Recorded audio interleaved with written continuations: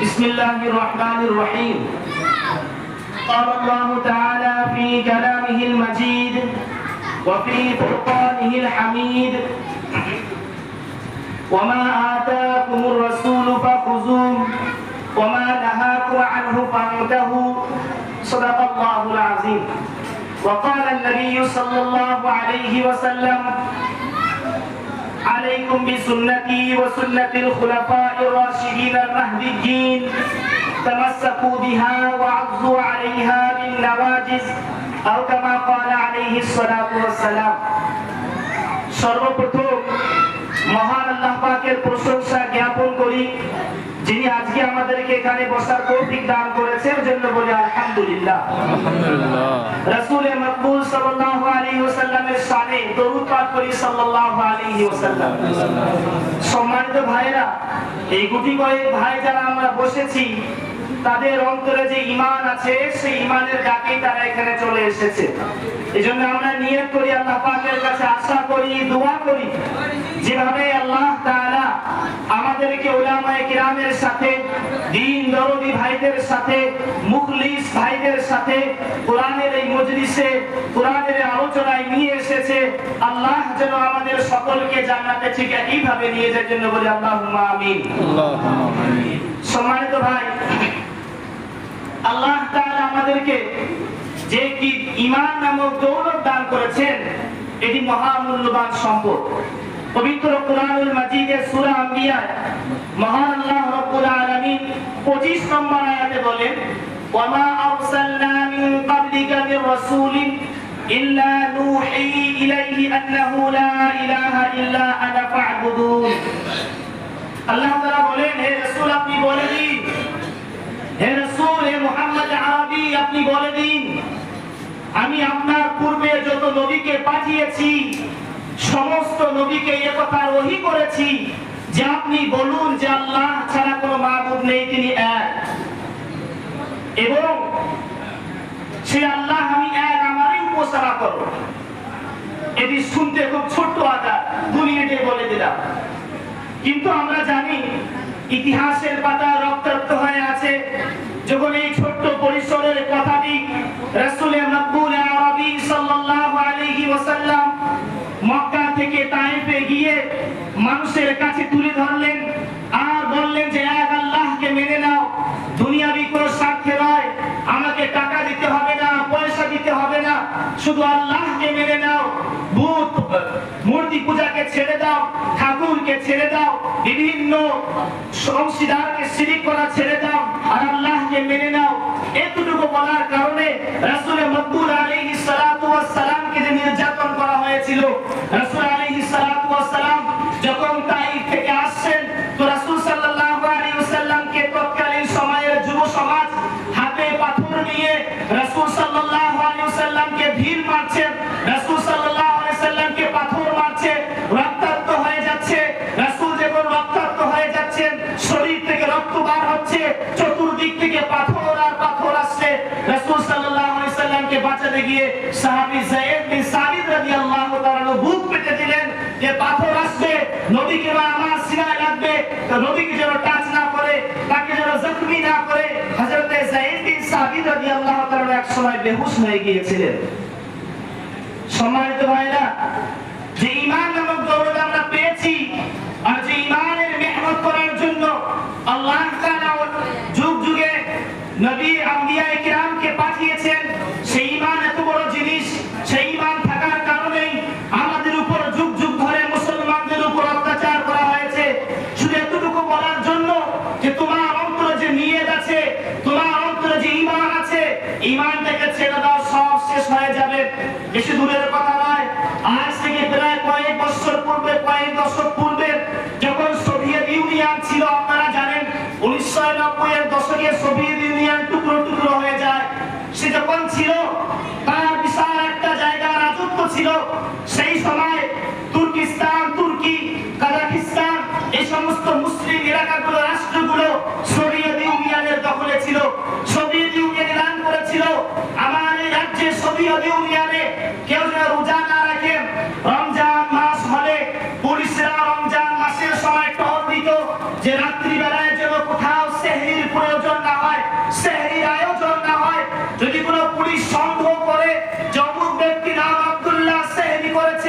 মদ পান করিয়ে তাকে ইফতার করানো হতো।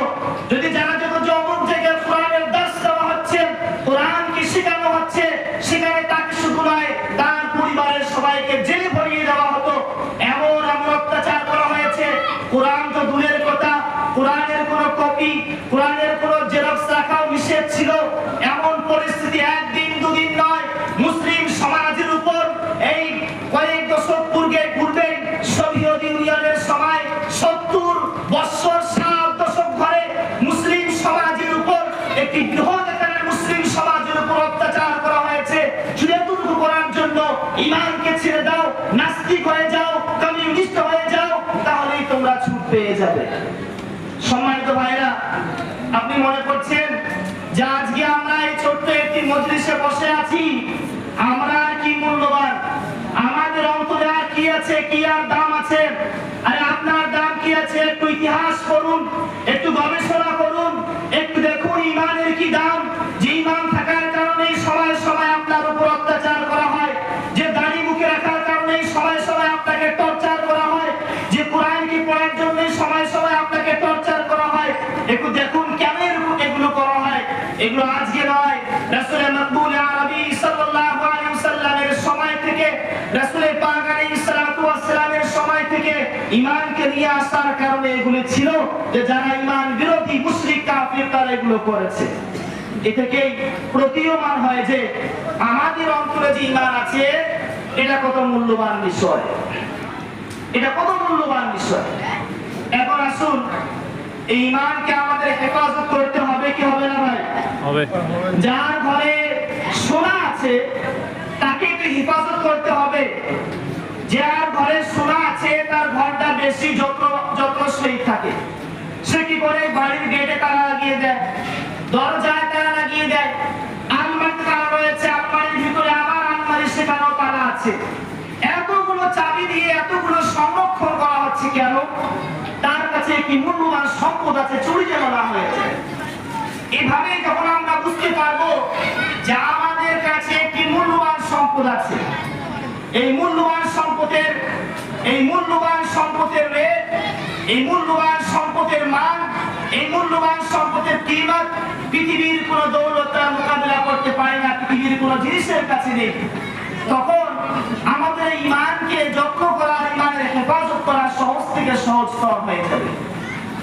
এই জন্য সম্মানিত ভাইরা, যুগে যুগে ঈমানের উপর হামলা হয়েছে এবং ঈমানী মানুষকে দুর্বল করার চেষ্টা করা হয়েছে। সব জায়গায় ঈমানকে ধ্বংস করার পরিকল্পনা করা হয়ে থাকে। শিক্ষা ব্যবস্থার মাধ্যমে হোক, টিভি চ্যানেলের মাধ্যমে হোক, বিভিন্ন সিনেমার মাধ্যমে হোক, ইসলাম ও ঈমানের উপর এমন ভাবে তারা আঘাত করে যেন আপনি সেই সমস্ত জিনিসকে দেখে নিজের ঈমানকে হারিয়ে ফেলেন। তাহলে এখন বোঝা গেল যে আল্লাহ তাআলা নিজের পয়গম্বরদেরকে যে উদ্দেশ্যে দুনিয়াতে পাঠিয়েছে সেটা হলো ঈমানী দাওয়াত। এই ঈমানকে আমাদের হেফাজত করতে হবে। এখন আসুন, যে নবীদেরকে আল্লাহ তাআলা পাঠিয়েছে, আল্লাহ তাআলা সেই নবীদের বিষয়ে কি বললেন? সূরা আলে ইমরান, কোরআনে মাজিদের সূরা নম্বর 3 আয়াত নম্বর 31, মহান আল্লাহ রাব্বুল আলামিন বলেন, কুল ইন কুনতুম তুহিব্বুনাল্লাহ ফাত্তাবিউনি ইউহিব্বুকুমুল্লাহ ওয়া ইয়াগফির লাকুম যুনুবাকুম ওয়া ইয়াগফির লাকুম যুনুবাকুম। আল্লাহ তাআলা বলেন, হে রাসূল আপনি বলে দিন, ইন কুনতুম তুহিব্বুনাল্লাহ, যদি তোমরা আল্লাহকে ভালোবাসতে চাও, ফাত্তাবিউনি, তাহলে আমি রাসূল আমার অনুকরণ করো, ইউহিব্বুকুমুল্লাহ, তাহলে আল্লাহ তোমাদেরকে ভালোবাসবেন। তাহলে কোরআনে মাজিদ থেকে স্পষ্ট হয় রাসূলের ভালোবাসায় রয়েছে আল্লাহর ভালোবাসা। কার ভালোবাসায় ভাই? আল্লাহর। রাসূলের ভালোবাসায় রয়েছে আল্লাহর ভালোবাসা। এই বিষয়টিকে আল্লাহ তাআলা আরো স্পষ্ট করেছেন কোরআনে মাজিদের 59 নম্বর সূরা আয়াত নম্বর 7। এই আয়াতের একটি অংশে আল্লাহ তাআলা বলেন, রাসূল সাল্লাল্লাহু আলাইহি ওয়াসাল্লামের কাছে ওহী এসেছে, ওয়ামা আতাকুমুর রাসূলু ফাখুযুহু ওয়ামা নাহাকুম আনহু ফান্তাহু। যে আয়াতটি আমি আগেই আপনাদের সামনে পড়েছি, আল্লাহ তাআলা বলেন, হে রাসূল আপনি বলেনি ওয়া আতাকুমুর রাসূল ফাখুযু, তোমাদের কাছে রাসূল আলাইহিস সালাতু ওয়াস সালাম যে বিষয়গুলিকে নিয়ে এসেছে, রাসূলের কাছ থেকে যেগুলিকে পেয়েছো সেগুলিকে শক্তভাবে আঁকড়ে ধরো। আর যেগুলো রাসূল কর্তৃক আসেনি, রাসূলের জীবনীতে নেই, রাসূল সাল্লাল্লাহু আলাইহি ওয়াসাল্লাম বলেনি, হাদিসে পাওয়া যায় না, গবেষণা করলে পাওয়া যায় না, কুরআনের পাতায় পাওয়া যায় না, কুরআনের ব্যাখ্যায় পাওয়া যায় না, সেগুলোকে লাথি মেরে ফেলে দাও। এটা কোথায় আছে ভাই? পবিত্র কুরআনুল মাজিদের মধ্যে সূরা নম্বর 59, সেই সূরার 7 নম্বর আয়াতের একটা অংশে আল্লাহ তাআলা বলেছেন যে কুরআন কর্তৃক যে বিষয়গুলিকে, রাসূল কর্তৃক যে বিষয়গুলিকে পাবে সেগুলিকে শক্তভাবে আঁকড়ে ধরবে, আর যেগুলিকে পাবে না সেগুলো লাথি মেরে ফেলে দেবে, ছাঁটাই করে দেবে। রাসূল সাল্লাল্লাহু আলাইহি সাল্লাম কি বললেন? রাসূল আলাইহিস সালাতু ওয়াস সালাম বলেন যে আমার উম্মতেরা সাহাবায়ে কিরামকে বলছে এক সময় যে দেখো, যে একটি সময় আসবে, কি আসবে? একটি সময় আসবে যে সময় মানুষরা বিভিন্ন দলের মধ্যে বিভক্ত হয়ে যাবে, মুসলিম সমাজের মধ্যে বিভিন্ন দল ও মতবাদ হবে। এবং রাসূল বলেন ইন্না বানি ইসরাঈলা তাফাররাকাত 72 মিল্লাহ, যে বানি ইসরাঈল কি পূর্বে যারা একটি বানি ইসরাঈল ছিল তারা 72টি দলে বিভক্ত হয়ে গিয়েছে। কয়টি দলে ভাই? 72টি দলে বিভক্ত হয়েছে। আর রাসূল সাল্লাল্লাহু আলাইহি ওয়াসাল্লাম বলেন যে আমার উম্মত শুধু 72টি নয় বরং 73টি দলে বিভক্ত হয়ে যাবে। এরপরে বললেন কুল্লুহুম ফিন্নার, এই সব দলগুলি হবে জাহান্নামী ইল্লা মিল্লাতান ওয়াহিদা, একটি দল বাদ দিয়ে। সাহাবায়ে কিরাম জিজ্ঞেস করলেন ইয়া রাসূলুল্লাহ ওয়া মান হিয়া, যে একটি দল জান্নাতি হবে সে একটি দল কে? রাসূল আলাইহিস সালাতু ওয়াস সালাম বললেন মা আনা আলাইহি ওয়া আসহাবি, যারা আমি রাসূল আমার মত পথের উপর থাকবে, সাহাবায়ে কিরামের মত পথের উপর থাকবে, তারা একমাত্র জান্নাতি, বাকি সব জাহান্নামী। তাহলে আমরা আরেকটু যদি পিছন থেকে পড়ি বুঝি যে আল্লাহ তাআলা আমাদেরকে কি দিয়েছেন? ঈমান নামে একটি সম্পদ দান করেছেন। এটি একটি মহামূল্যবান সম্পদ। আর ঈমান যার মাধ্যমে এসেছে, যে কিতাবের মাধ্যমে এসেছে, সেই কিতাবের মাধ্যমে আল্লাহ রাব্বুল আলামিন আমাদেরকে জানিয়েছেন যে রাসূল আপনি মানুষকে বলুন যদি আল্লাহকে পেতে চাও, আল্লাহকে ভালোবাসতে চাও তাহলে রাসূলের অনুসরণ করো। কোরআনে মাজিদে অপর জায়গায় আল্লাহ তাআলা বললেন যে রাসূল সাল্লাল্লাহু আলাইহি ওয়াসাল্লাম থেকে যা পাবে সেগুলোকে আঁকড়ে ধরো, বাকিগুলোকে লাথি মেরে ফেলে দাও, সেগুলোকে ছাঁটাই করে দাও। রাসূল সাল্লাল্লাহু আলাইহি ওয়াসাল্লাম বললেন যে অনেকগুলি দল হবে, মতবাদ হবে, আমার সুন্নাতকে, সাহাবায়ে কিরামের সুন্নাতকে আঁকড়ে ধরো, জান্নাতি হবে। সম্মানিত ভাইরা, এখন আসুন আমরা আমাদের ঈমানকে কতটুকু হেফাজত করতে পেরেছি একটু এর দিকে এগোই। রাসূল সাল্লাল্লাহু আলাইহি ওয়াসাল্লাম জানেন যে ঈমানকে ধ্বংস করার জন্য যুগে যুগে কিছু মানুষের আবির্ভাব হবে। এরা হবে বিদআতি দল। এরা কোন দল ভাই? এরা হবে বিদআতি দল। এই বিদআতি মানুষেরা মানুষের সামনে আসবে এমন ভাবে যে আপনি দেখলেই মনে করবেন খুবই ভালো কাজ, কিছু ভালো ভালো কাজ ইসলামের নামে নিয়ে আসবে। আর সেই ভালো কাজ যেগুলো ইসলামের নামে নিয়ে আসা হয় সেগুলিকে অনুসরণ করার কারণে মানুষ পথভ্রষ্ট হয়ে যাবে। এজন্য রাসূল সাল্লাল্লাহু আলাইহি ওয়াসাল্লাম আমাদেরকে আগে থেকেই বলে দিয়েছেন যে কাজগুলি কেমন হবে সমাজে প্রচলিত হয়ে আছে কিন্তু হাদিসে নেই, কুরআনে নেই, রাসূলের জীবনীতে নেই, সাহাবীদের জীবনীতে নেই, তাবিঈনদের জীবনীতে নেই, সেগুলিকে ছেড়ে দাও। আমরা ছেড়ে দেব তো ইনশাআল্লাহ? ইনশাআল্লাহ। যে কাজ কুরআন থেকে পাওয়া যাবে না সে কাজকে ছাড়বো ইনশাআল্লাহ। ইনশাআল্লাহ। যে কাজ হাদিসে পাওয়া যাবে না সেগুলো ছাড়বো ইনশাআল্লাহ। ইনশাআল্লাহ। যেগুলো সাহাবীদের জীবনী থেকে পাওয়া যাবে না সেগুলো ছাড়বো ইনশাআল্লাহ। ইনশাআল্লাহ। যেগুলো থেকে তাবিঈনরা পাওয়া যাবে না সে কাজ ছাড়বো ইনশাআল্লাহ। রাসূল সাল্লাল্লাহু আলাইহি ওয়াসাল্লাম বলেছেন যে সবথেকে উৎকৃষ্ট যুগ আমার যুগ। খায়রুল কুরুনি করনি সুম্মা আল্লাযীনা ইয়ালুনহুম সুম্মা আল্লাযীনা ইয়ালুনহুম। আর সাহাবায়ে কিরামের যুগ, তারপরে তাবেঈনদের যুগ। ইসলামের এই স্বর্ণ যুগ তিনটি। এই তিন স্বর্ণ যুগে যদি কোনো জিনিস না পাওয়া যায় তো সেগুলো ছাড়তে হবে তো ইনশাআল্লাহ। ইনশাআল্লাহ। এখন দেখুন, আমি আপনাদের সামনে এমন কিছু বিষয় বলবো যেগুলো আমাদের সমাজে যুগ যুগ ধরে চলে আসছে। যুগ যুগ মানে হয়তো কয়েক দশক থেকে, কিংবা তো কয়েক শতাব্দী থেকে, কয়েকশো বছর থেকেও হতে পারে। কিন্তু আমরা যদি দেখি ইসলামিক ইতিহাস, তো রাসূল সাল্লাল্লাহু আলাইহি ওয়াসাল্লাম সে কাজগুলি করেনি, সাহাবায়ে কেরাম সে কাজগুলি করেনি, তাবেঈনরা সে কাজগুলি করেনি। আজকে আমরা সেই কাজগুলিকে ইবাদত মনে করে, সেই কাজগুলিকে ভালো মনে করে, সেই কাজগুলির পিছনে নিজের অর্থকে ব্যয় করছি, আর মনে মনে খুশি হচ্ছি যে আমরা এত অর্থ ব্যয় করেছি, 50,000 টাকা, 1 লাখ টাকা, 30,000 টাকা, নিশ্চয় অনেক বড় মহৎ কাজ হবে, সওয়াব তো হবে ইনশাআল্লাহ। কিন্তু সওয়াব পাওয়া যাবে কোথায় ভাই? যে কাজ কোরআন থেকে প্রমাণিত, রাসূলের জীবনী থেকে প্রমাণিত, সেই কাজই তো সওয়াব। এর মধ্যে একটি কাজ হলো, আমাদের সমাজে কেউ মারা গেলেই আমরা কি করি বলুন তো? কেউ মারা গেলে কি করা হয়? 3 দিনের ফকিরকে ডেকে খাওয়ানোর একটা বন্দোবস্ত। এরপরে কি করা হয়? এরপরে আবার 40 দিন বা 21 দিনে একটা দিন নির্ধারিত করে এটা খাওয়া দাওয়ার আয়োজন করা হয়, কি হয় না? এই কাজগুলিকে আমরা কি মনে করে করি বলুন দেখি? সওয়াবের কাজ মনে করে। আমরা মনে করি এই কাজগুলো করলে আমার অনেক বড় সওয়াব হবে। শুধু কি তাই? আমার মা মারা গিয়েছে, তো 40,000 টাকা তো খরচ করে ফেললাম, মা জান্নাতি হয়ে গিয়েছে।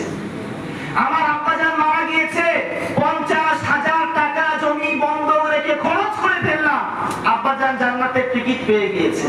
এরকমের বিশ্বাস আমাদের আছে কি নেই? আছে। এরকমের বিশ্বাস আমাদের আছে কি নেই? মুসলমানদের সংবিধান কি ভাই?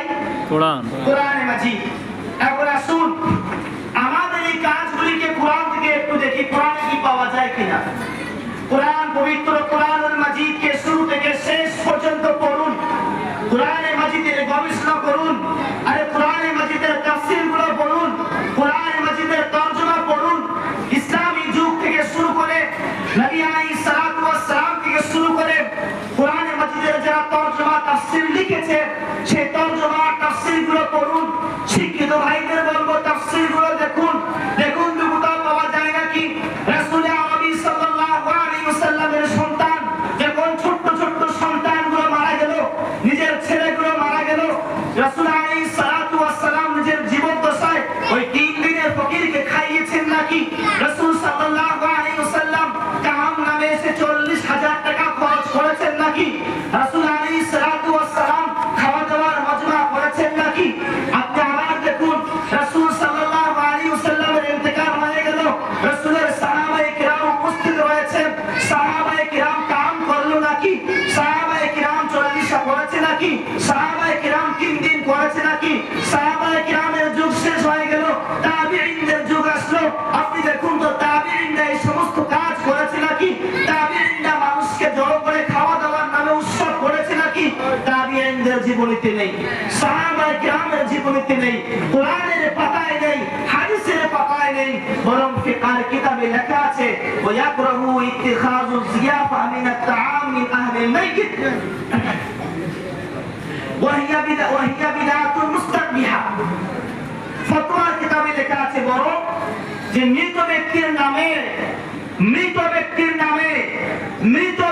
নামে খাওয়া দাওয়ার যে আয়োজন করা হয়, এগুলো প্রায় হারামের কাছাকাছি এবং বিদআত কাজ। তাহলে যুগ যুগ ধরে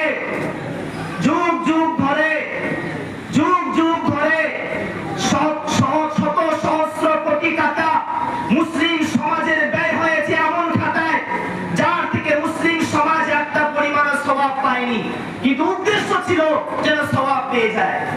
এটাই তো উদ্দেশ্য, এটাই তো উদ্দেশ্য হয় মানুষের, যেন সওয়াবটা পেয়ে যায়, কিন্তু সওয়াব পায়নি। আরে সওয়াব পাওয়া দূরের কথা, আরে আপনি শুনুন, আপনি মনে করছেন কোরআনে মাজিদে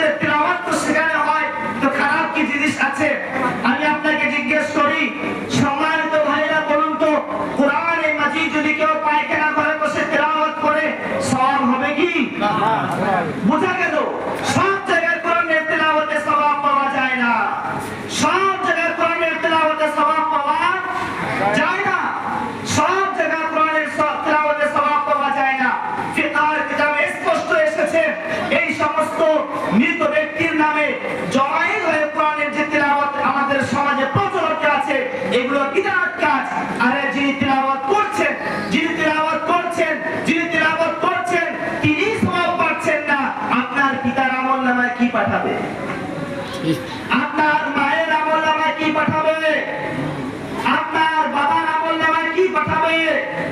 আপনি তো অনেক কষ্ট করে জমিগুলোকে বন্ধক রেখে এই আয়োজন করেছেন, অনেক পরিশ্রম ক্লান্তি বোধ করে কাজগুলিকে করেছেন। একটু আশা নিয়ে আমার মায়ের একটা হক আছে, মা আমাকে লালন পালন করে মানুষ করেছে, আজকে আমি বড় হয়ে গিয়েছি, মা তো মারা গিয়েছে। আব্বা জানের একটা হক আছে, আর আব্বা জান আমাকে লালন পালন করে মানুষ করেছে, আজকে আব্বা জানের একটা হক আছে, আমাকে এই কাজটা মনে হয় করতে হবে, না করলে অনেক বড় ভুল একটা হয়ে যাবে।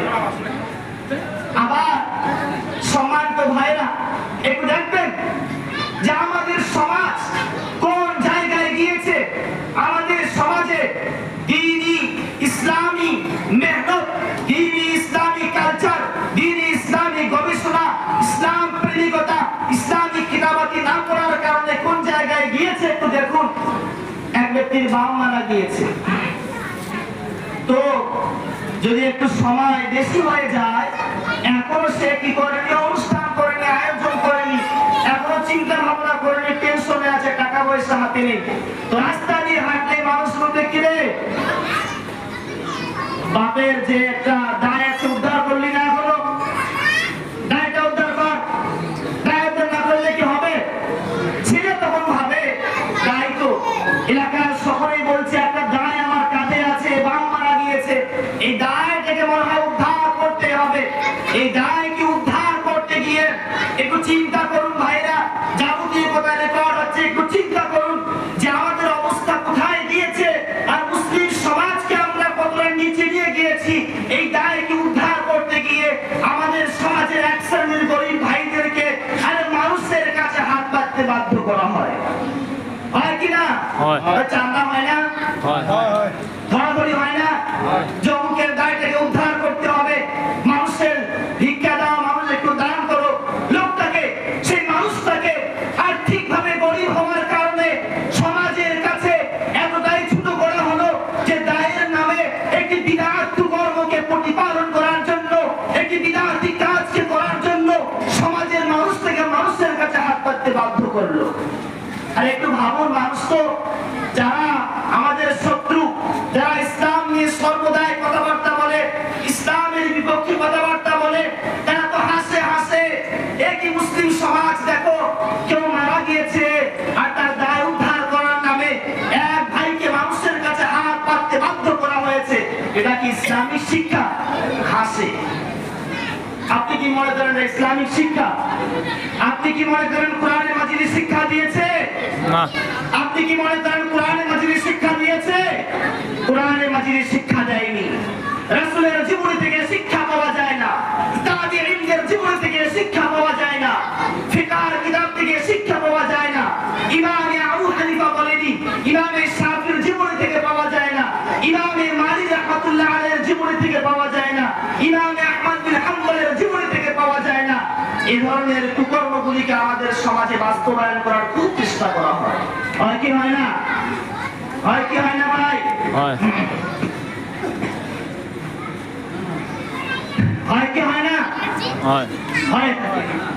সম্মানিত ভাইরা, এরপরে বলছিলাম যে আমাদের সমাজে কি হয় আপনি ভাবুন, যে এই সমস্ত বিদআতগুলিকে করা হয়।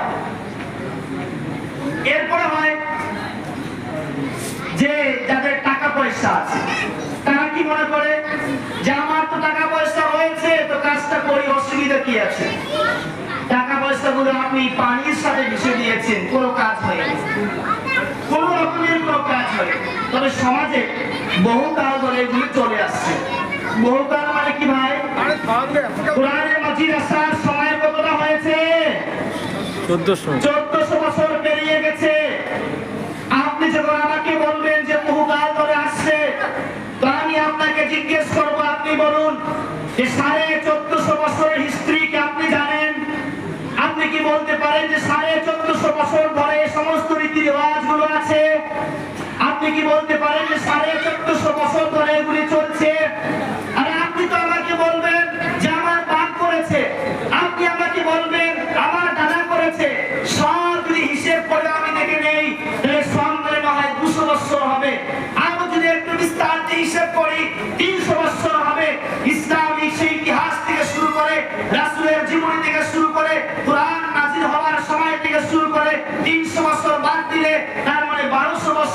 পৃথিবীতে এই ধরনের কুকর্ম ইসলামের নামে ছিল না। সুতরাং যেগুলো ইসলামের নামে নেই সেগুলো করা যাবে ভাই? করা যাবে না। তবে যুগ যুগ ধরে চলে আসার কারণে আমাদের সমাজে একটি এমন জায়গা দেখা দিয়েছে যে আমাদের ইমাম ভাইরা সেই বিষয়ে আলোচনা করে না। কেন? কারণ ইমাম ভাই মনে করে যদি আমি এই বিষয়ে আলোচনা করি তাহলে সমাজে একটা বিভ্রান্তি সৃষ্টি হবে। শুধু তাই ইমাম ভাইরা সেই সমস্ত বিষয়ে আলোচনা করে না, নইলে তারাও জানে বিষয়টি। সুতরাং আমাদের সমস্ত ইমাম ভাইরা এখন আমাদের হালকা 40টি মসজিদে 40টি ইমাম সাহেব যারা উলামায়ে কেরাম নিযুক্ত আলেমে দ্বীন যারা আছেন তারা সকলেই মিলে এই মেহনত প্রচেষ্টা চালানো হচ্ছে যে এক জায়গায় যদি ইমাম সাহেব এক জায়গায় শুধু একা বলেন তাহলে সাধারণ মানুষ মনে করবে ইমাম সাহেব আলাদা কিছু বলছেন। তাই সকলে মিলে উলামায়ে কেরাম মিলে মানুষকে বোঝানো হচ্ছে যে সমাজে যুগ যুগ ধরে যেগুলো যুগ যুগ করতে কিছু সমাজে আমাদের মাঝে চলে আসছে এগুলো মূলত বিদআতি কাজ। সম্মানিত ভাইরা, আপনি মনে করছেন যে আগে তো ইলম কালাম ছিল না, আসলে হিস্ট্রি আপনি জানেন না। ইংরেজরা যখন আমাদের ভারতবর্ষে আসে তখন দিল্লিতে 1000 মাদ্রাসা ছিল। কত হাজার? 1000। আজকে গিয়ে আপনি দিল্লিতে খোঁজ করবেন 1000 মাদ্রাসা স্বাধীন ভারতে এখনো হয়নি দিল্লিতে। ইংরেজরা যখন আসে দিল্লি নগরীতে 1000 মাদ্রাসা ছিল, উলামায়ে কিরামের ঢল ছিল। এটা হিস্ট্রি পড়ুন সম্মানিত ভাইরা, তো দেখবেন যখন প্রথম 1857-তে যে বিদ্রোহ হয়েছিল মহাবিদ্রোহ, এই বিদ্রোহে উলামায়ে কিরামের অংশগ্রহণ থাকার কারণে যখন শাস্তি ঘোষণা হয়েছিল শুধু 50,000 উলামায়ে কিরামকে ফাঁসি দেওয়া হয়েছিল। সেই দিল্লির চাঁদনি চক থেকে শুরু করে এক রাস্তা গিয়েছে সোজা রাস্তা লাহোর পর্যন্ত। এই রাস্তার ধারে এমন কোনো গাছ ছিল না, এটা ইংরেজ ঐতিহাসিকরা লিখেছেন, এমন কোনো গাছ ছিল না যে কাছে আলিমদেরকে ফাঁসির কাস্তে ঝোলানো হয়নি। উলামায়ে কেরাম ছিল, হাদিসের দর্স হতো, ফিকার দর্স হতো, দ্বীনের কথা হতো। ইংরেজদের আসার কারণে অন্ধকার চলে এসেছে, মাদ্রাসা বন্ধ হয়ে গিয়েছে। এরপরে মাদ্রাসা গুটি কয়েক মাদ্রাসা আবার শুরু হয়েছে। মাদ্রাসাগুলো মূলত বন্ধ হওয়ার কারণ ছিল ঠিক সেই সময় যে মাদ্রাসাগুলো ভারতবর্ষে পরিচালিত হতো, ইসলামিক ইউনিভার্সিটিগুলো সেগুলো সরকার কর্তৃক ছিল, মুসলিম বাদশাগুলো পরিচালনা করতো। এবার মুসলিম বাদশা শেষ, তো ইংরেজ সরকার এসে বলছে বন্ধ করে দাও, চলবে না, সঙ্গে সঙ্গে সব বন্ধ হয়ে গিয়েছে। এরপরে আবার উদ্যোগ নিয়ে উলামায়ে কিরাম মাঠে নেমে নতুন করে মেহনত করে দ্বীন ইসলামের জন্য শ্রম দিয়ে নিজের জীবনকে বিলিয়ে দিয়ে মাদ্রাসার ভিত বানা শুরু করে দিল যে এখন থেকে আমরা আর সরকার গভর্নমেন্টের কাছ থেকে কোনো টাকা নেব না, কোনো মদত নেব না, কোনো সাহায্য নেব না। এমন একটি মাদ্রাসা গঠন করে গেল যে জাতি মুসলিম সমাজ নিজের চাঁদা দিয়ে নিজের অর্থ দিয়ে ইসলামিক শিক্ষাকে বাঁচিয়ে রাখবে, ইসলামিক গবেষণাগারগুলিকে বাঁচিয়ে রাখবে। উলামায়ে কিরামের জন্ম হবে, দ্বীন ইসলামের কথা শুনবে, মানুষ দ্বীন ইসলামের পথে আসবে। সেই মাদ্রাসায় দিনের বেলা করতো চুরি, এখন রাত্রিবেলা করে কান্নাকাটি, মানুষের মাল হরণ করতো, এখন মানুষের মাল পাহারা দেওয়ার কথা বলে। যাদের মুখে এক সময় লুণ্ঠনের কথা ছিল, মানুষের জমি হরণ করার কথা ছিল, এখন তাদের মুখে মানুষের ইনসাফের কথা চলে এসেছে, যে মেহনতের কারণে এসেছে। সেই মেহনতের বাণী মাওলানা ইলিয়াস রহমাতুল্লাহ আলাইহি একটি মাদ্রাসা, এরকম একটি মাদ্রাসায় পড়াশোনা করেছেন। সেই মাদ্রাসা থেকে পড়াশোনা করে একটি প্ল্যাটফর্ম তৈরি করেছেন, একটি কোর্স তৈরি করেছেন, যার মাধ্যমে একটি ইসলামিক বিপ্লব চলে আসবে, মুসলিম সমাজে ইসলামিক বিপ্লব আসবে। আলহামদুলিল্লাহ, এর উপকার আমরা দেখেছি যে যার কারণে মুসলিম সমাজে একটি ইসলামিক বিপ্লব এসেছে, ঘরে ঘরে কোরআনে কারীমের তিলাওয়াতকারী তৈরি হয়ে গিয়েছে। এভাবে একটি অন্ধকার যুগ আমাদের মাঝে চলে এসেছিল, একটি অন্ধকারের যুগের ব্যবধান মাঝখানে ঢুকে গিয়েছে। একটি ইসলামিক যে যুগ, ইসলামিক যুগ, ইসলামের যে অলংকার যুক্ত যুগ, সোনালী যুগ, আর আমাদের মাঝে মাঝখানে একটা অন্ধকার যুগ চলে এসেছে। এই সময় উলামায়ে কিরাম ছিল না। সম্মানিত ভাইরা, আমরা দেখি না সমাজে এক শ্রেণীকে আমরা কি বলে জানি, মুন্সি ভাইরা বলা যায়। কি করে তৈরি হলো, কি করে তৈরি হলো? এরা তারাই যখন মাদ্রাসা বন্ধ হয়ে গিয়েছে, যখন মাদ্রাসা ছিল না, মেম্বারকে বাঁচানোর জন্য একজন করে মাওলানা গ্রামে গিয়ে বিভিন্ন জায়গায় গিয়ে কয়েকটি ভাইকে জড়ো করে দ্বীনের কিছু জ্ঞান শিক্ষা দিল। ব্যাস, নামাজটা পড়াতে পারবে, কিছু কথা বলতে পারবে, কালিমাটা মানুষকে সহি করাতে পারবে, আর বলে দিল যাও মসজিদগুলোর হেফাজত করো, মানুষকে গিয়ে নামাজ পড়াও।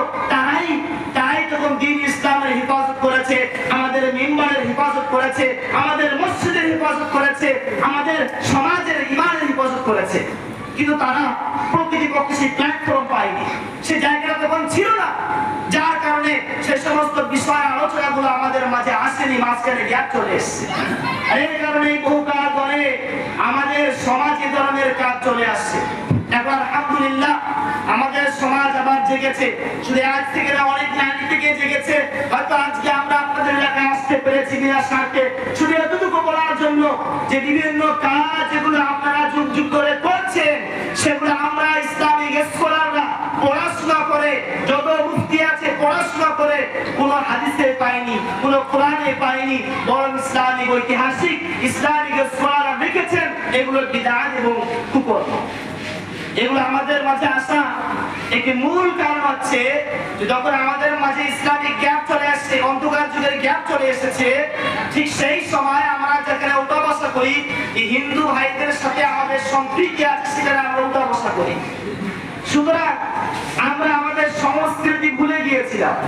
ফলে কি হয়েছিল, যাদের সঙ্গে উঠা বসা করে যাদের সংস্কৃতি আমাদের মাঝে ঢুকে গিয়েছে।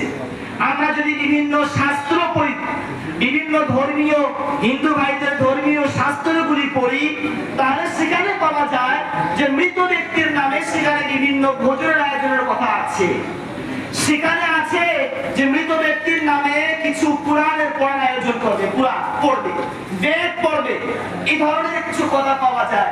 এবং তারা এখন ছাত্র নামে সেগুলো পড়ে থেকে আমাদের সমাজে করে না ভাই? করে। আওয়াজ দেবেন, করে কি করে? জোরে আওয়াজ দেবেন ভাই, করে। সেগুলি আমাদের মাঝে মাঝখানে গ্যাপ যে সময়টা ছিল, এই সময়ের মধ্যে আমাদের মাঝে ঢুকে গেছে। মূলত কোরআন ও হাদিসে কোথাও এগুলো বিদ্যমান নেই। সম্মানিত ভাইরা, এই মেহনত, এই প্রতিষ্ঠার হকের দাওয়াত মানুষকে দেওয়ার জন্য আপনাদের যে মসজিদের ইমাম সাহেব রয়েছেন জনাব আলী নুর ইসলাম সাহেব হাফিজাহুল্লাহ, ইনি দীর্ঘদিন ধরে আজ 14তম প্রোগ্রাম, 13টি প্রোগ্রামে অংশগ্রহণ করেছেন এবং এই প্রচেষ্টার সঙ্গে ওতপ্রোতভাবে জড়িয়ে আছেন যে আমাদের একসাথে মিলে একটি এমন সমাজ গঠন করতে হবে যে মাঝখানে অন্ধকার যুগের যে গ্যাপ চলে এসছে, সেই গ্যাপকে আমার আলোতে ভরিয়ে দিতে হবে। এই গ্যাপের কারণে যে সমস্ত কুকর্মগুলো কোরআনের নামে, হাদিসের নামে মুসলিম সমাজে ঢুকে পড়েছে, সেগুলোকে বার করে ছাড়াই বাছাই করে ফেলে দিতে হবে।